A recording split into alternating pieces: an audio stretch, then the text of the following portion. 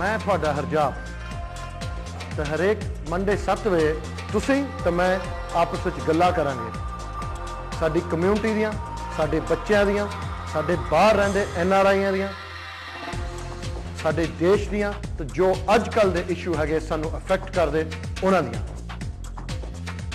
So let's talk with Harjap.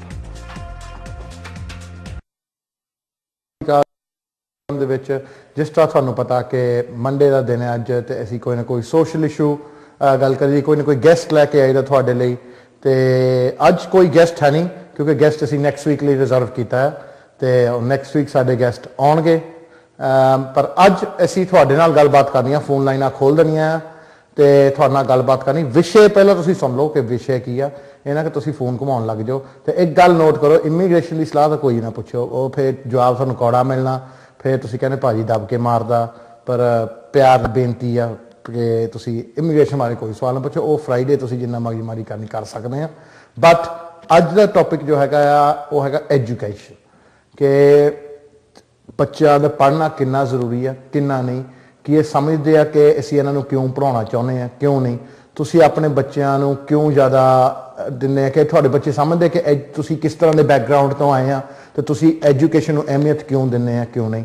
ਮੈਂ ਇਹ ਗੱਲ ਐਜੂਕੇਸ਼ਨ ਦੀ ਕਰ ਰਿਹਾ ਕਿਉਂਕਿ ਹੁਣ ਐਗਜ਼ਾਮ ਟਾਈਮ ਆ ਰਿਹਾ ਆ ਹਰੇਕ ਬੱਚਿਆਂ ਤੇ all the kids now, all you lot have got exams coming up. Some of you will be more pressurized than others to do well. Well, if you're Asian anyway, you're going to be pressurized full stop. But ਕਿ ਅਸੀਂ ਆਪਣੇ ਬੱਚਿਆਂ ਤੇ pressure ਪਾਉਂਦੇ ਆ ਕਿ ਜੀ ਹੁਣ ਤੈਨੂੰ ਰੂਮ ਚੋਂ ਨਿਕਲ ਨਹੀਂ ਦੇਣਾ, ਪੜ੍ਹ ਤੈਨੂੰ ਪਾਸ ਕਰਨਾ ਪੈਣਾ, ਤੈਨੂੰ ਆਹ ਗ੍ਰੇਡ ਚਾਹੀਦੇ ਆ, ਆਹ ਗ੍ਰੇਡ ਚਾਹੀਦੇ ਆ, ਕਿ ਕਿੰਨੀ ਕਿ ਸਾਨੂੰ ਪ੍ਰੈਸ਼ਰ ਪਾਉਣੀ ਚਾਹੀਦੀ ਆ। And also from the kids aspect, we'd like to know why you're feeling pressurized. ਕਿ ਤੁਹਾਨੂੰ are you feeling pressurized? Do you know why your parents are pressurizing you? And ਕਿ ਕਿਉਂ ਅਸੀਂ ਪ੍ਰੈਸ਼ਰਾਈਜ਼ ਕਰਦੇ and what sort of background we come from. Now I'll tell you, ਮੈਂ ਹੁਣ ਦੂਰ ਨਹੀਂ ਆਉਣਾ, ਅਸੀਂ ਆਪਣੀ ਸਟੋਰੀ ਤੋਂ ਹੀ ਸ਼ੁਰੂ ਕਰ ਲੈਂਦੇ ਹਾਂ ਕਿ ਘਰ ਦੀ। ਜਦੋਂ ਵੀ ਮੈਂ ਮਿਸਾਲ ਦਿੰਦਾ ਮੈਂ ਆਪਣੀ ਨਹੀਂ ਦਿੰਦਾ ਹੁੰਦਾ ਘਰ ਦੀ, ਉਹਦੇ ਵਿੱਚ ਇਹ ਹੈ ਕਿ ਅਸੀਂ ਕਿਸ ਤਰ੍ਹਾਂ ਪੜ੍ਹੇ ਕਿਸ ਤਰ੍ਹਾਂ ਨਹੀਂ। ਪਹਿਲਾਂ ਤੋਂ ਹੀ ਪੜ੍ਹਾਈ ਤੇ ਅਹਿਮੀਅਤ ਦਿੱਤੀ ਜਾਂਦੀ ਸੀ। I don't know why, ਮੈਨੂੰ ਇਹ ਨਹੀਂ ਪਤਾ ਕਿ ਕਿਉਂ, ਪਰ ਹੁਣ ਜਾ ਕੇ ਪਤਾ ਲੱਗਦਾ ਕਿ ਕਿਉਂ। ਬਟ ਕਿਉਂਕਿ ਹੁਣ ਬਹਿ ਕੇ ਡੈਡੀ ਨਾਲ ਗੱਲਬਾਤ ਕਰੀਦੀ ਹੈ ਤਾਂ ਦੇਖੀਦਾ ਕਿ ਬਟ ਉਹਦੇ ਵਿੱਚ ਇਹ ਹੈ ਕਿਉਂਕਿ ਇਹ ਮੁਲਕ ਇੱਦਾਂ ਦਾ ਕਿ ਬਿਨਾਂ ਪੜ੍ਹਾਈ ਤੋਂ ਬੰਦੇ ਵੀ ਕਾਮਯਾਬ ਹੋ ਸਕਦੇ। ਇਹ ਜੇ ਅਸੀਂ ਕਹੀਏ ਕਿ ਪੜ੍ਹ ਕੇ ਹੀ ਸਾਰਾ ਕੁਛ ਆ, then that's pretty much is not right. ਜਿੰਨੇ ਕਿ ਕਈ ਮਿਲੀਅਨਰ ਬਣੇ ਉਹ ਬਿਨਾਂ ਪੜ੍ਹਾਈ ਤੋਂ ਬਣੇ, ਉਹ ਜਿਹੜੇ ਹੁਣ ਇੰਡੀਆ ਤੋਂ ਵੀ ਆਏ ਉਹ ਬਿਨਾਂ ਪੜ੍ਹਾਈ ਤੋਂ ਬਣੇ। But why do we stress on education? ਮਾਪੇ ਐਜੂਕੇਸ਼ਨ ਤੇ ਕਿਉਂ ਸਟ੍ਰੈਸ ਕਰਦੇ ਆ ਕਿਉਂ ਨਹੀਂ? lot of reasons behind it. And ਅੱਜ ਤੁਹਾਤੋਂ ਸੁਣਾ, if you're a youngster and you're feeling pressurized, or you think there's too much pressure on you or not enough pressure, or it's more relaxed now, or say if you're someone around my age and you want to talk about the pressures that you went through during your education, and ਜੇ ਤੁਸੀਂ parent ਆ ਤਾਂ ਤੁਸੀਂ message ਦੇਣਾ ਚਾਹੁੰਦੇ ਬੱਚੇ ਨੂੰ ਕਿ ਪੜ੍ਹਨਾ ਚਾਹੀਦਾ ਤੇ ਕਿਉਂ ਚਾਹੀਦਾ, ਜਾਂ ਤੁਸੀਂ ਆਪਣੀ ਸਟੋਰੀ ਦੱਸਣਾ ਚਾਹੁੰਦੇ ਕਿ ਅਸੀਂ ਨਹੀਂ ਪੜ੍ਹੇ ਤਾਂ ਜੀ ਸਾਡੇ ਇਹ ਹਾਲ ਹੈ, ਜਾਂ ਅਸੀਂ ਪੜ੍ਹੇ ਤਾਂ ਸਾਡੇ ਇਹ ਹਾਲ ਆ, ਤੇ ਜ਼ਰੂਰ ਤੁਸੀਂ ਫੋਨ ਕਰ ਸਕਦੇ ਆ। ਨੰਬਰ ਸਕਰੀਨ ਤੇ ਆ ਰਿਹਾ ਤੇ ਲੇਕਿਨ ਓਪਨ ਦ ਫੋਨ ਲਾਈਨਸ, ਤੁਸੀਂ ਫੋਨ ਕਰ ਸਕਦੇ ਆ। ਮੈਂ ਤਾਂ ਇਹੀ ਗੱਲ ਕਰੂੰਗਾ ਆਪਣੀ ਐਕਸਪੀਰੀਅੰਸ ਦੀ। ਦੇਖੋ ਜੀ, ਜਦੋਂ ਮੈਂ ਛੋਟਾ ਸੀਗਾ ਤਾਂ ਪੜ੍ਹਨ ਨੂੰ ਮੈਂ ਠੀਕ ਤੇਜ਼ ਸੀਗਾ, ਉਸ ਕੁਆਇਟ ਕਲੇਵਰ। ਡੈਡੀ ਨੇ ਸਾਡੇ ਨੂੰ ਪ੍ਰਾਈਵੇਟ ਸਕੂਲ ਭੇਜਿਆ, all ਗੋਰੇ ਦੇ। ਫਿਰ ਜਦੋਂ ਮੈਂ ਸਕੂਲ ਗਿਆ ਸੈਕੰਡਰੀ ਸਕੂਲ, ਵਨਸ ਅਗੇਨ ਸਾਰੇ ਗੋਰੇ ਸੀਗੇ। ਦੇयर ਵਾਸ ਓਨਲੀ 2 ਇੰਡੀਅਨ ਹੁੰਦੇ ਸੀਗੇ, ਮੈਨੂੰ ਅਜੇ ਵੀ ਚੇਤਾ। I was one of them and the other was called Amit Patel, and he had about 6-7 brothers and sisters and a corner shop, so that didn't help stereotypes. That's in the whole secondary school. Now ਹੁਣ ਜਦੋਂ ਮੈਂ south ਹਾਲ ਆਇਆ ਜਾਂ Birmingham ਆਇਆ ਤਾਂ ਮੈਂ secondary school ਦੇਖੇ, ਉੱਥੇ ਕੋਈ ਗੋਰਾ ਲੱਭਦਾ ਨਹੀਂ। ਤਾਂ ਮੈਂ ਕਹਿੰਦਾ ਯਾਰ ਦੈਟਸ ਲਾਈਕ, ਮੈਨੂੰ ਜਿੱਦਾਂ ਪੂਰੇ ਗੋਰਿਆਂ ਦੇ ਮਾਹੌਲ ਵਿੱਚ ਅਸੀਂ ਪਲੇ ਆ ਤੇ ਸਕੂਲ ਵਿੱਚ ਵੀ ਗੋਰੇ ਜ਼ਿਆਦਾ ਸੀਗੇ। ਪੜ੍ਹਾਈ ਤੇ ਜ਼ੋਰ ਦਿੱਤਾ ਗਿਆ ਸੀ ਕਿ ਪੜ੍ਹਨਾ ਪੜ੍ਹਨਾ ਪੜ੍ਹਨਾ, ਟਿਊਸ਼ਨਾਂ ਰੱਖੀਆਂ। You know, parents go and get tuitions for us and get private tutors for us. And then ਜਦੋਂ GCSE ਸੀਗੇ, I remember ਕਿ ਮੈਨੂੰ ਕਹਿੰਦੇ ਸੀ ਕਿ ਤੇਰੇ grades, predicted grades ਜਦੋਂ ਆਉਂਦੇ ਆ low ਆਉਣੇ ਆ।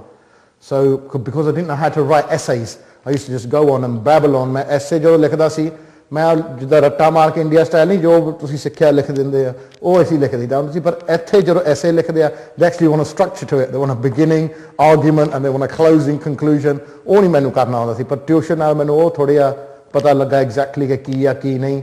then फिर असी A level कीते because we wanted to go to university.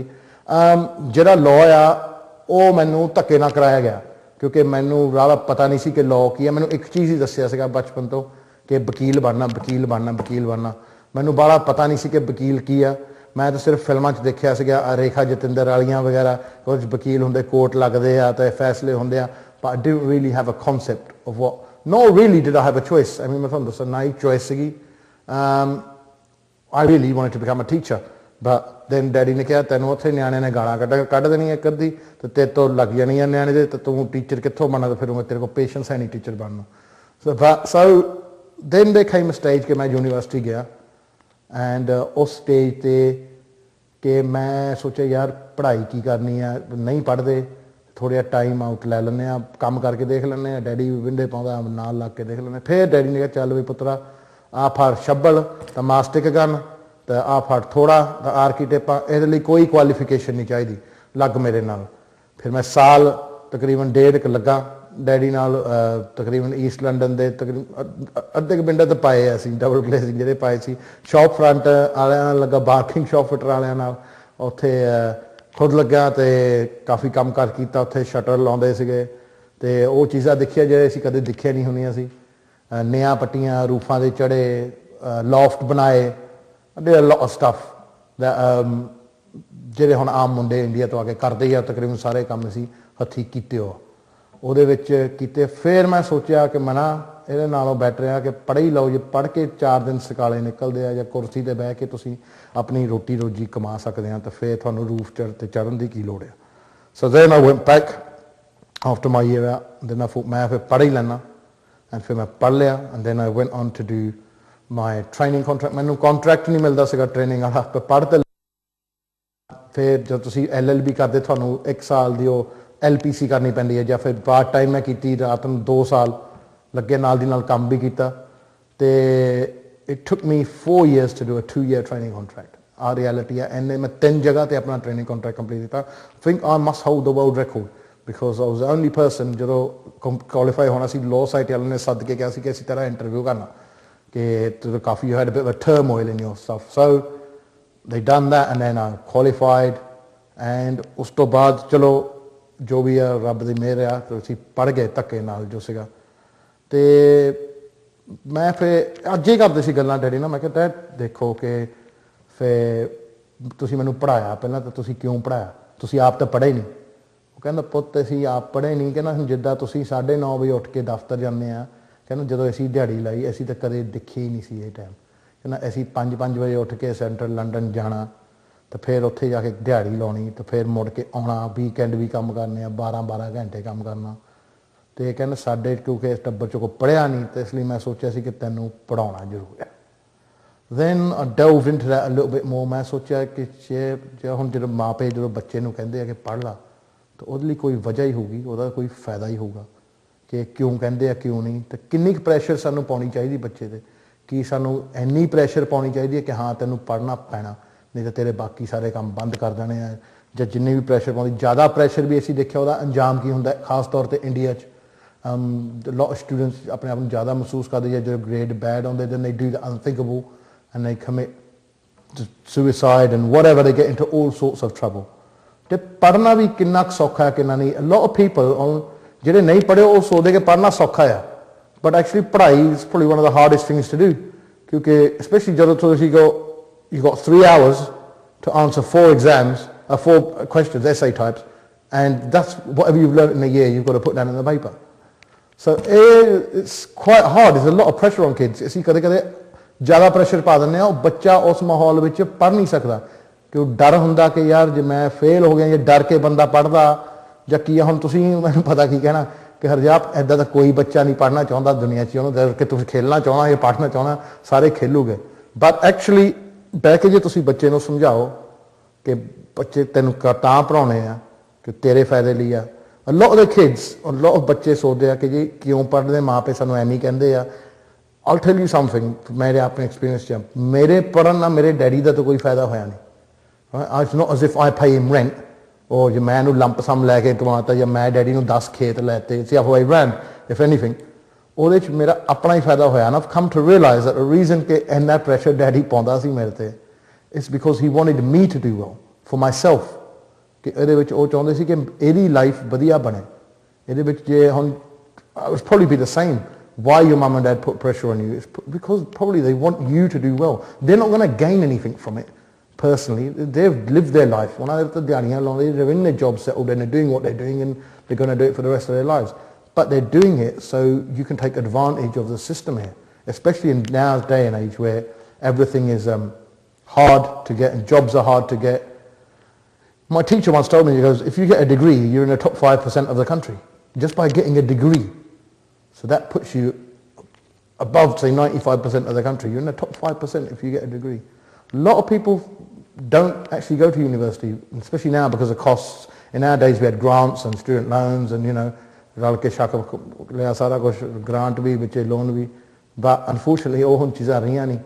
So even go to uni is an expensive business. You can't afford to fail or do any resits like perhaps my generation did. My generation didn't want to go when they went to uni. 6-7 saal padhde rahe and still come out of a third. But so which now I think there's a lot more pressure. But you have the pressure about it, shayad maybe that I didn't have in my time. Anyway, Hon, I'm going to hear from you. That's my bit. ਅਸੀਂ phone line ਨਾਲ ਖੋਲ ਦਿੱਤੀਆਂ. Number should be on the screen. It's on the screen. We're waiting your phone calls ਕਿ ਤੁਸੀਂ phone ਕਰੋ ਤੇ ਤੁਹਾਡੇ ਨਾਲ ਕੋਈ ਗੱਲਬਾਤ ਕਰਦੇ ਆ ਉਸ ਤੋਂ ਪਹਿਲਾਂ ਇੱਕ ਦੋ ਅਸੀਂ ਅਨਾਉਂਸਮੈਂਟਾਂ ਕਰ ਦਈਏ ਇੱਕ ਤਾਂ ਕਿ ਗ੍ਰੇਵ ਇੰਡੀਆ ਨੂੰ ਮੈਂ ਬਹੁਤ ਬਹੁਤ ਵਧਾਈ ਦਿੰਦਾ ਕਿ ਉਹਨਾਂ ਨੇ ਮੇਰੀ ਲਾਜ ਰੱਖ ਲਈ ਤੇ ਤਨਮਨਜੀਤ ਸਿੰਘ ਢੇਸੀ ਕੱਲ ਨੂੰ ਮੇਅਰ ਬਣ ਰਹੇ ਆ ਤੁਹਾਨੂੰ ਬਹੁਤ ਬਹੁਤ ਵਧਾਈ ਆ ਕਿ ਗ੍ਰੇਵਜ਼ਨ ਨੇ the youngest Sikh mayor ever in the UK ਉਹ ਪ੍ਰੋਡਿਊਸ ਕੀਤਾ ਸੋ ਇਹ ਤੁਹਾਨੂੰ ਮੇਰੇ ਭੈਣਾਂ ਨੂੰ ਮੇਰੇ ਭਰਾਵਾਂ ਨੂੰ ਇਹ ਬਹੁਤ ਬੜੀ ਇੱਜ਼ਤ ਵਾਲੀ ਗੱਲ ਆ ਗ੍ਰੇਵਜ਼ਨ ਦੇ ਏਰੀਆ ਲਈ ਇਹ ਨੰਬਰ ਲੈ ਗਏ ਤੁਸੀਂ ਇੱਕ ਕਿਉਂਕਿ ਤੁਸੀਂ ਇੱਥੇ ਦਾ ਯੰਗੈਸਟ ਸਿੱਖ ਮੇਅਰ ਪ੍ਰੋਡਿਊਸ ਕੀਤਾ ਇਹ ਹਮੇਸ਼ਾ ਇਤਿਹਾਸ ਵਿੱਚ ਰਹੇਗੀ ਗੱਲ ਇਹ ਸੋ ਇਹ ਤੁਹਾਨੂੰ ਮੇਰੇ ਭੈਣਾਂ ਨੂੰ ਭਰਾਵਾਂ ਨੂੰ ਤੁਸੀਂ ਹਰਜਾਬ ਦੀ ਲਾਜ ਰੱਖ ਲਈ ਤੁਹਾਡਾ ਬਹੁਤ ਬਹੁਤ ਮਿਹਰਬਾਨੀ ਉਸ ਚੀਜ਼ ਲਈ ਬਹੁਤ ਬਹੁਤ ਧੰਨਵਾਦ ਜਿੰਨੇ ਵੀ ਸਾਡੇ ਭੈਣ ਭਰਾ ਕਾਉਂਸਲਰ ਬਣੇ ਆ ਜਾਂ ਇਲੈਕਸ਼ਨ 'ਚ ਲੜੇ ਆ ਉਹਨਾਂ ਦਾ ਬਹੁਤ ਬਹੁਤ ਧੰਨਵਾਦ ਕਿ ਉਹਨਾਂ ਨੇ ਇਹ ਕੰਮ ਕੀਤਾ ਆ ਤੇ ਉਹਦੇ ਵਿੱਚ ਭਾਗ ਲੈਣ ਦੇ ਇਲੈਕਸ਼ਨ ਦੇ ਵਿੱਚ ਕਿਉਂਕਿ ਕਿਸੇ ਵੀ ਚੀਜ਼ ਦਾ ਕਾਨੂੰਨ ਬਣਦਾ ਆ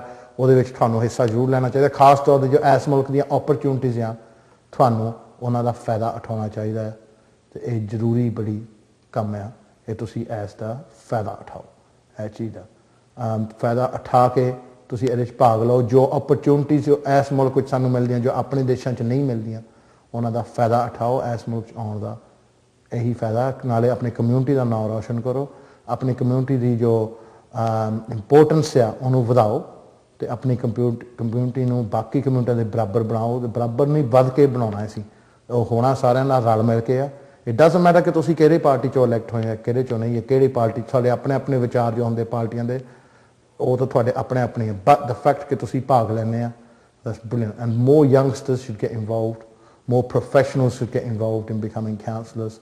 A lot of this should happen. So ਇਹਦੇ ਵਿੱਚ ਮੈਂ ਤੁਹਾਨੂੰ ਪਹਿਲਾਂ ਬਹੁਤ ਵਧਾਈ ਦਿੰਦਾ ਹਾਂ ਦੂਜੇ ਜਿਹਨਾਂ ਨੇ ਮੇਰੇ ਫਰੈਂਡਾਂ ਨੇ ਲੰਡਨ ਮੈਰਾਥਨ ਵਿੱਚ ਭਾਗ ਲਿਆ ਉਹਨਾਂ ਨੂੰ ਬਹੁਤ ਵਧਾਈ ਦਿੰਦਾ ਕਿਉਂਕਿ ਉਹ ਸਾਰਾ ਪੈਸਾ ਜੋ ਰੇਜ਼ ਕੀਤਾ ਚੈਰਿਟੀ ਲਈ ਰੇਜ਼ ਹੋਇਆ ਬਹੁਤ ਸਾਰੇ ਪੰਜਾਬੀ ਭੈਣ ਭਰਾਵਾਂ ਨੇ they ran the marathon and raised a lot of money for charities ਕਿਉਂਕਿ ਆਪਣੇ ਲਈ ਤਾਂ ਬੰਦਾ ਸਾਰੇ ਭੱਜ ਲੂਗੇ ਜੇ ਪੈਸੇ ਕਮਾਉਣ ਲਈ ਅਸੀਂ ਆਪਣੀ ਦੇਹ ਨੂੰ ਤਕਲੀਫ ਦੇ ਸਕਦੇ ਹਾਂ ਪਰ ਆਪਣੀ ਦੇਹ ਨੂੰ ਤਕਲੀਫ ਦੇ ਕੇ ਦੂਜਿਆਂ ਲਈ ਪੈਸਾ ਕਮਾਉਣਾ ਇਹ ਬਹੁਤ ਇੱਕ ਬੜੀ ਦੇਣ ਆ and it's great to see that ਕਿ ਆਪਣੇ ਬੱਚੇ ਜੋ ਹੈਗੇ ਆ ਅਤੇ ਆਪਣੇ ਬਜ਼ੁਰਗ ਵੀ ਹੈਗੇ ਚੈਰਿਟੀ ਲਈ ਰਨ ਕਰਦੇ ਆ ਤਾਂ ਪੈਸੇ ਇਕੱਠੇ ਕਰਦੇ ਆ ਚੈਰਿਟੀਆਂ ਲਈ ਅਤੇ ਆਮ ਨੋਟ ਟਾਕਿੰਗ ਅਬਾਊਟ ਜਿਹੜੇ ਚੈਰਿਟੀ ਲੋਕਾਂ ਨੇ ਘਰਾਂ 'ਚ ਖੋਲ੍ਹੀਆਂ ਪੈਸੇ ਪੂਸੇ ਬਣਾਉਣ ਲਈ ਉਹ ਚੈਰਿਟੀਜ਼ ਨਹੀਂ but proper charities registered British charities ਤਾਂ ਕਿ ਪਤਾ ਲੱਗੇ that we are putting money back into this community ਜਿਹੜੇ ਮੁਲਕ ਨੇ ਸਾਨੂੰ ਇਹ ਓਪਰਚੁਨਿਟੀਜ਼ ਦਿੱਤੀ ਆ ਸਾਨੂੰ ਸ਼ਰਨ ਦਿੱਤੀ ਆ ਸਾਨੂੰ ਇੱਕ ਜੀਣੇ ਦੀ ਰਾਹ ਦਿੱਤੀ ਸਾਨੂੰ ਇੱਜ਼ਤ ਦਿੱਤਾ ਸਾਨੂੰ ਬਰਾਬਰੀ ਦਿੱਤੀ ਆ ਸਾਨੂੰ ਮਾਣ ਦਿੱਤਾ ਆ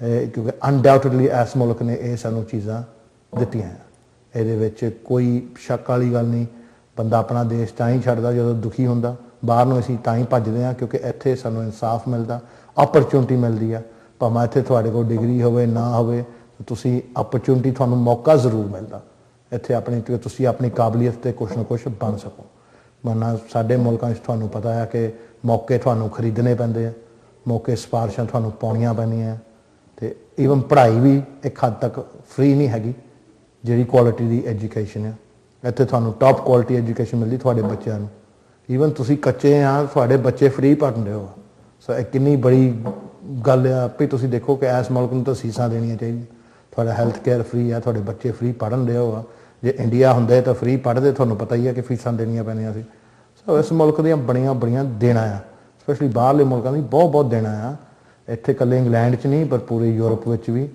असीं जो हैगे आ इत्थे रह रहे हैं बड़े प्यार नाल रह रहे हैं अपॉर्चुनिटीज़ रह रहे हैं अज का टॉपिक जो असीं गल कर रहे हैं इज़ अबाउट एजुकेशन कि एजुकेशन सानू क्यों इंपोर्टेंस आ कि बच्चों नूं समझाइए कि why in an education is important is it important और नॉट सो हुण असीं आने अपने कॉलर वाल तो देखते हैं कौन है लाइन ते हेलो हेलो जी सत श्री अकाल जी हेलो जी हरजाब जी सत श्री अकाल जी एक्चुअली तुहाडीआं गल्लां सुन के बहुत मैनूं